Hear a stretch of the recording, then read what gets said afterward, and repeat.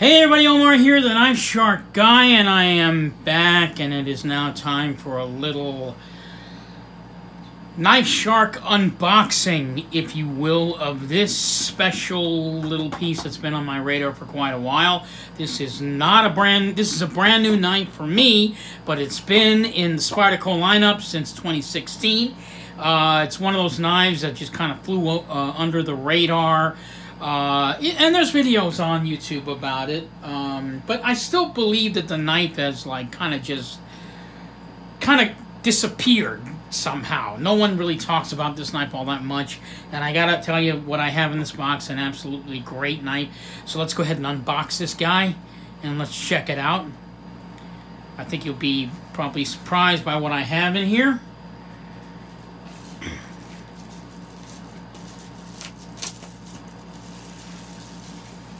And obviously, you guys know, of course, you know, I've already opened it and played with it and the whole thing. There's no way in hell I'm going to do like a real unboxing. I don't know how the hell those guys do that. There's guys out there on that have YouTube videos. They actually do real unboxings, right? Where they've had the knife for like weeks and they've never even looked at the damn thing. I don't know how the hell they can do that. So this is the Spyderco Bradley knife. Right there. Spyderco Bradley 2, excuse me. And this is just an unboxing. I'm going to do a full review on it. Full review meaning like I've used the knife and everything. We're just going to take a look at this knife and talk about it. We're not really going to do any specs on it or anything. I just wanted to show it off to you. Why it's in my collection, why I chose this knife.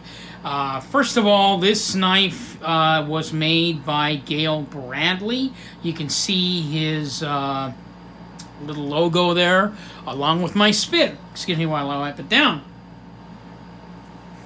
Alrighty, so yeah, you can see his little emblem right there on it. The knife was made in the very awesome Taichung factory, where a lot of Spyderco's high-end knives come from. The knife is with CPM M4 steel, and if you guys that are like steel fanatics, you know that is not a knife that has any corrosion-resistant properties. You're going to have to take real good care of that blade, give it a nice light coat of oil over it to keep it from getting that really dark patina and rusting up on you. However, M4 steel is an amazingly sharp steel. I know because I cut my finger on it already. You can't even see it anymore, but I did cut my finger right there. At the store, when I first saw the knife like 3 weeks ago and was actually anticipating whether or not I should buy it.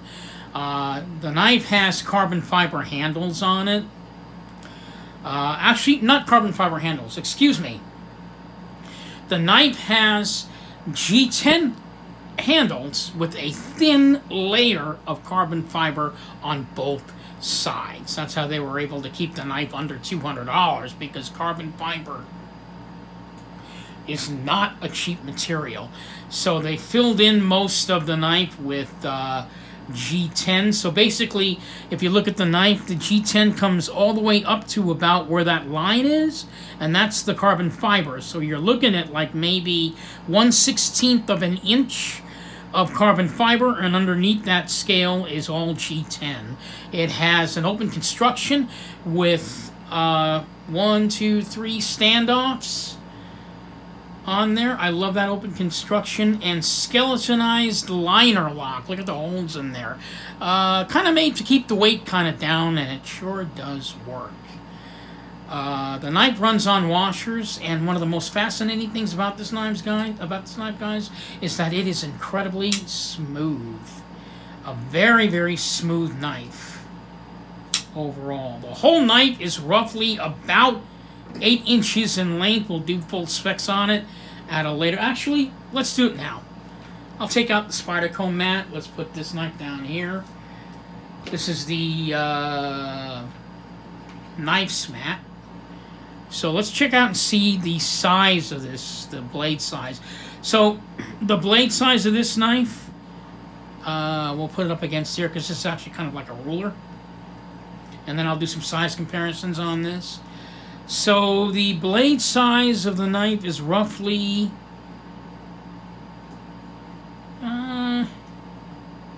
Yeah, we're going to go with roughly 3.6 inches in length. Right? The cutting edge, I'm going to say, is roughly about maybe, yeah, I'll say about 3.4 maybe. Length on the cutting edge. But yeah, the entire knife is roughly 8 and, I'm going to say like 8 and, I don't know, what, maybe 3/4 in length. It's a fairly big knife, basically. The ergos on this knife are really, really great. But really the most amazing thing about this knife is the action. It's real smooth, only running on washers. One of the fascinating things I find about this knife, and definitely the reason that I had to have it, this is probably the only knife that I know of where when I deploy it, I actually feel the smoothness of the knife when it flips open. I can feel it kind of like reverberate in my hand. I don't know how to explain that, but that's something that I like. I mean, it just feels amazing.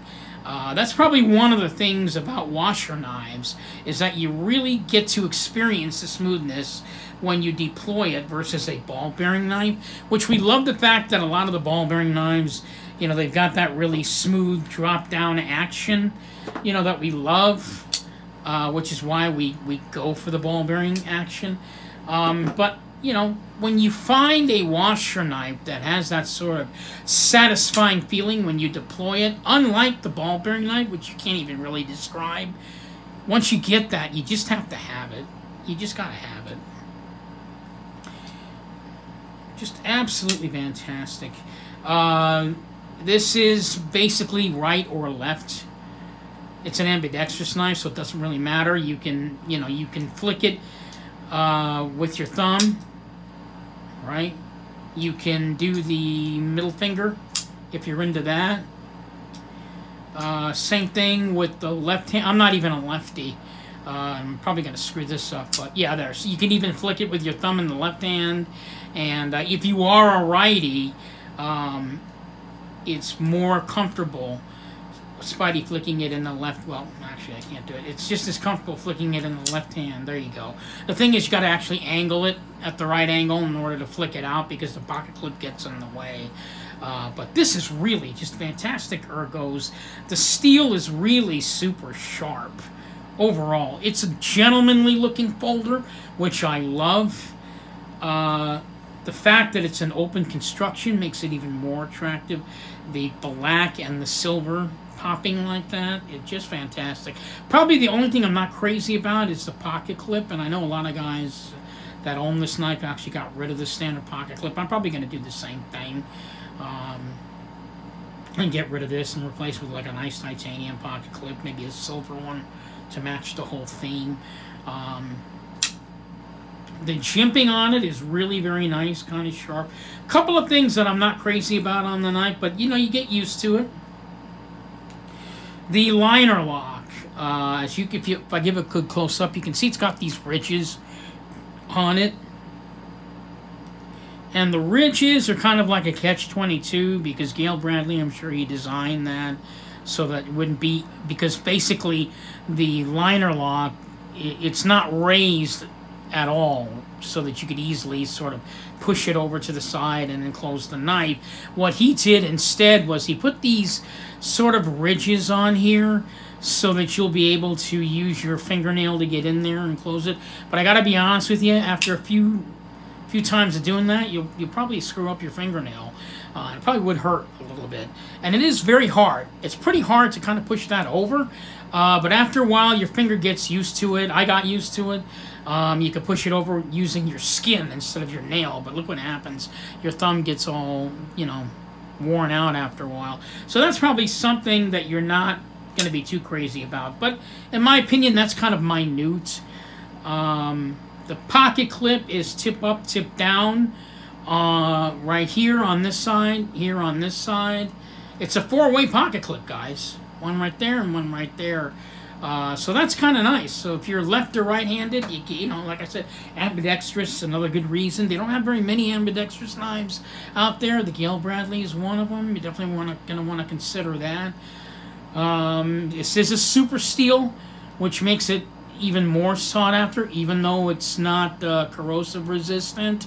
It's still crazy, an amazingly crazy, sharp knife.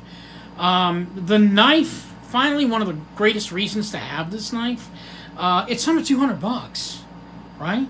I mean, take a look at this knife. It looks good, right? The carbon fiber, the G10, the shape of the drop point blade on that knife, the fact that it is amazingly smooth, right? Open construction with the standoffs on it, skeletonized liners in there, and the fact that the entire package, I mean, you get everything you want with the super steel on it for under 200 bucks. I mean, this knife, I picked this one up for, what did I pick this up for? Like 166, 67. Retail, this knife goes for about 171, 175, right around there. It's still under 200 bucks. This is just really an amazing piece. So let's go ahead and do some size comparisons. So let's go ahead and put it up against, how about the Zero Tolerance 0562, right? 0562 right there. How about the newest offering from Spyderco, the Spyderco Swayback? Slightly larger than the Spyderco Swayback, obviously. And we also have the Benchmade Anthem, one of my all-time favorites. Gotta have it. So it's actually bigger than the Benchmade Anthem as well. I mean, this is a fairly large knife. How about ones you've never seen before? Why don't we go ahead and put it up against the all-too-familiar, and I'm sure everybody's kind of sick of it, the Kershaw Leak, right? This knife's been around for 15 years, right? Kershaw Leak. So there it is up against Kershaw Leak. This is the Orange County Chopper's knife, named after the show with the Spyderco. I'm gonna do a not a full review, but I'm gonna do this knife, like a review on this knife again in my Kershaw Discontinued collection line at a later date. So the Kershaw Leak. All right. And how about its cousin, Orange County Choppers? How about the Kershaw Blur? Check that out. Kershaw Blur, guys. Also with the spider on it. And the Orange County Chopper Cycle. One right there. And then over here on the Leak, it's on the blade itself. Really cool. Like I said, these two are collector's pieces, so don't bother looking for them. They're gone. I mean, you may find them on eBay, but you know, good luck to you if you can find one. So there you go. There's up against the Leak. And for final flavor and looks, why not the Chris Reeve Sebenza 21?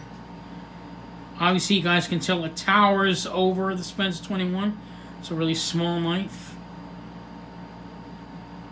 So there you have it. In fact, I want to do this. Well, even though it's not part of the video, I have to do it anyway. Nick Shabazz always compares it to the Spyderco Swish Bowie, but I don't see why you would compare it. Look how much bigger the Swish Bowie is than the Sebenza 21. Sebenza 21 is a really tiny knife, and this is so big. I mean, I don't know why you would compare it. There's like, and it's not even the same smoothness. They're completely different smoothness knives. I never could understand that. But anyway, let's put that away and put that away and talk about the knife that we're talking about, which is this, the Spyderco Gale Bradley. I think, in my opinion, Gale Bradley's a lot like Marcin Swish, in that he makes knives that just kind of tend to stay on that borderline of looks, and you know, they seem to know how to fit the right steel with the right looks and everything, and it's just why his knife is very, very popular. In fact, I think probably Gale Bradley might be kind of overshadowed by you know, a knife maker like Marcin Swish, because I don't think this knife maker gets enough credit for what he does. This is really an amazing knife, and the fact that he was able to put it all together for the price, there's just too many positives not to have a knife like this in your collection. The fact that it's a large knife, the fact that it's got super steel on it, it is a liner lock that runs on washers with super smooth action. If you guys want to know how smooth this knife is, you can actually open this knife with inertia. Check it out. I didn't even touch the blade to do that. I mean, you can open the knife with inertia. How crazy is that? I mean, geez. Look at that. That's insane. I practically didn't use that much force to open the knife. The Spidey hole on the knife looks absolutely fantastic on this blade. With that drop point, I mean, it's just a really, really, overall, really great look. Really, really great look. I kind of wish it did have a deep pocket clip on it. It doesn't. That's probably one of the only sad things about the knives. It would have been a nice touch if he could have added a deep pocket clip to that. I just don't know why he didn't. It's just aesthetically beautiful to look at. Even though the carbon fiber is only like 1/32 of an inch thick on that, and the rest is G10, it still looks really nice. You know, it's still a really nice knife. So there you have it, the Gale Bradley and MP4 steel.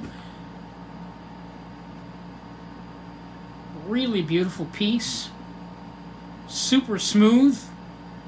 Runs only on phosphor bronze washers.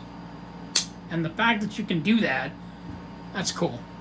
This is Omar the Knife Shark Guy. This is just a real quick unboxing. In about a week's time, I'll be using the hell out of this piece. We'll be doing a full, you know, review on it, or using the knife, ergos, everything. But I just wanted you guys to take a look at this knife, because this was the knife that I was honeymooning all day today since I got it. I'm probably going to honeymoon it for quite a while before I go back to my customs again. Highly, highly recommend this one. In fact, I would put this up as a #1 piece. If you're looking for your very first high-end production knife, this would be a good place to start. The Spyderco Gale Bradley. This is Omar the Knife Shark Guy signing off, saying thank you so much for watching. I hope you really do find this piece in your collection, because it really did impress the hell out of me. Thank you so much for watching. I'll talk to you guys later in my next video, or maybe I'll do another unboxing. I got some new stuff coming. You know, I'll be doing my Kershaw Discontinued collection, I guess, to keep everybody entertained and to keep my channel going until my next knife buy. In the meantime, check this guy out, and hope you guys stay nice and safe during the pandemic. Have a great evening.